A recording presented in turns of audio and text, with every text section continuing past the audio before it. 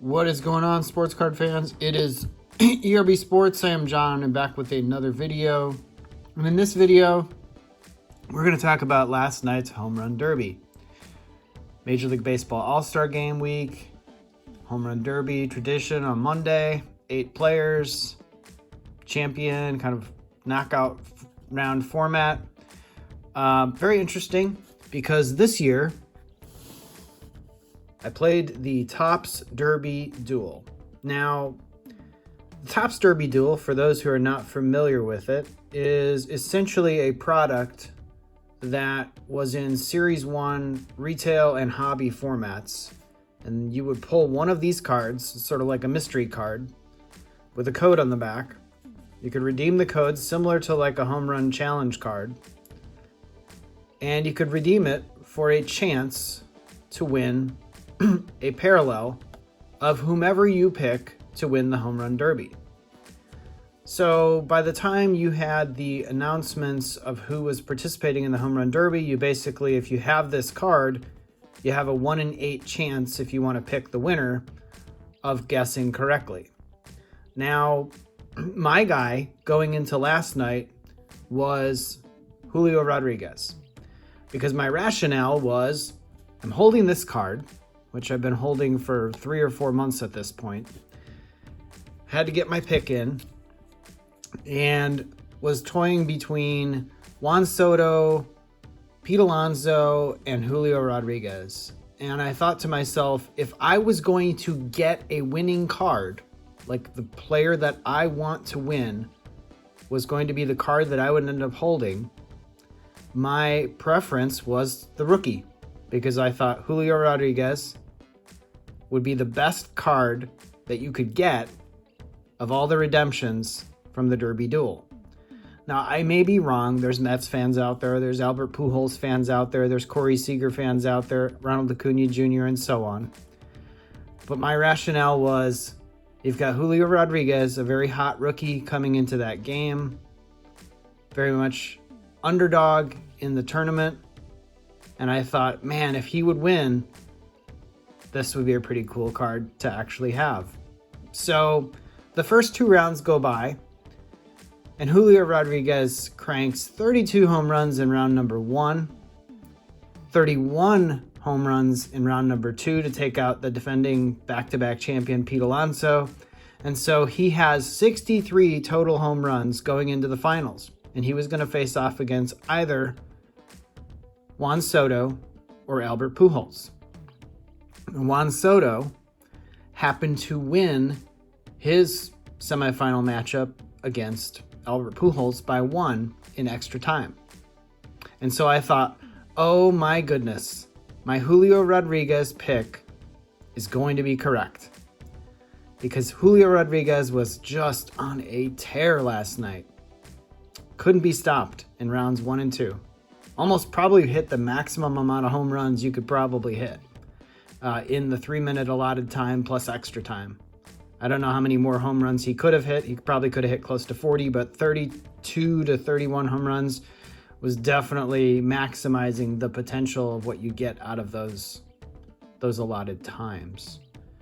And so in the case of the Derby Duel, I'm on the edge of my seat last night wondering what's going to happen. Is he going to win in the final round? Is it going to be Soto? Is it going to be Rodriguez? I don't know. I have a 1 in 2 chance now of winning. And it would be nice if Topps lets you sort of flip your pick or maybe like hedge your bet a little bit, because knowing that I had a 1 in 8 chance originally and it was whittled down to a 50-50 shot that this card was going to be worth anything. Now, like I said, these were in all formats of Topps Series 1 and essentially were 1 in every 2,500 packs. And so I did some rough math. I was curious how many actual cards of the Derby Duel redemption or prediction exist. And based on my calculations using golds as sort of a proxy, 330 cards in the checklist, 2,022 golds of each card, being a total of like 670,000 cards, doing the math based on the pack odds, that would yield somewhere around, I think, 23 million packs.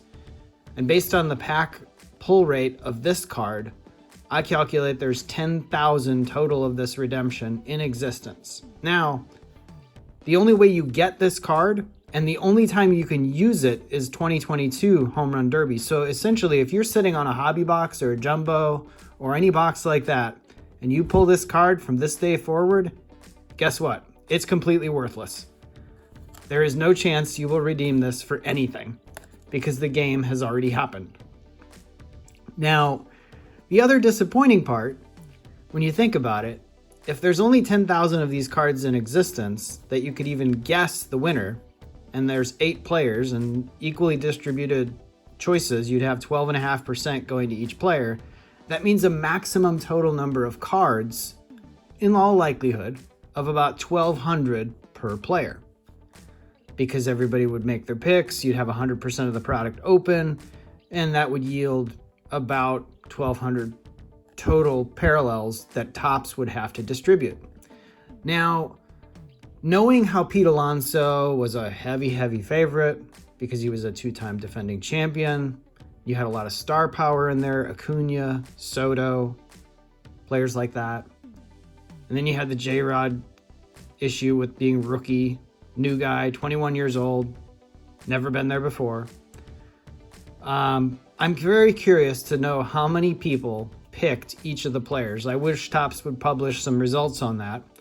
Topps, if you're listening, I'll tag you on this one. You can let me know.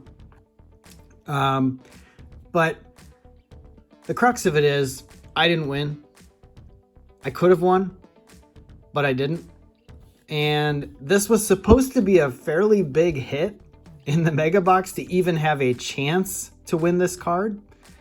Now, how many of these cards do I think actually get redeemed for the winning player? I did some rough math, and let's say based on the number of packs that are out there, I'm going to guess that maybe about half of the total print run of Series 2 or Series 1 has actually been opened to this point. I think it's probably 50% of the total. I could be wrong. Actually, could be underestimating that. But let's say it's about 50-50 that you have sealed product versus open product at this point. That means about 5,000 of these cards got pulled. You had to remember then that yesterday was the Home Run Derby. Topps gave you an email that said you had till 3 o'clock Eastern time to get your pick in. I got my pick in Sunday night, and I was toying between 2 players, Juan Soto and Julio Rodriguez. And lo and behold, the player that I ended up picking originally was Soto, and then I switched it right at the end as I hit my submit button to Julio Rodriguez. So let me ask you this, guys. Is it fair, and I know it's a gamble, is it fair that a pull rate of this card being 1 in 2,500 packs, basically harder to pull? I wish I had a box in front of me. I don't.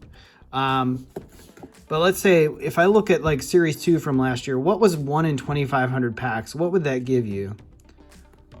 It's probably like the probability of, it's about like double the probability of a platinum anniversary from last year. So the cards that were like numbered to 70, right? Now there's only 8 players, so you obviously have to take that into account. It's not like you're dealing with a 330 card checklist and picking one of those 330 players. You're not. You're dealing with 1 in 8 chance. So is it fair? And I could have sold this card. I could have sold this card easily for like $20.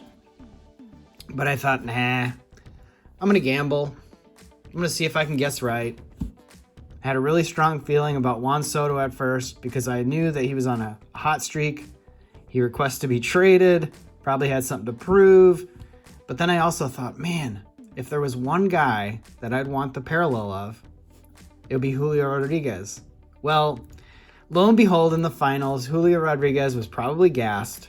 He didn't get the bonus time, and Juan Soto beat him by 1. Now, Juan Soto may have beat him anyway, even with Julio Rodriguez getting bonus time, but that didn't happen. We'll never know.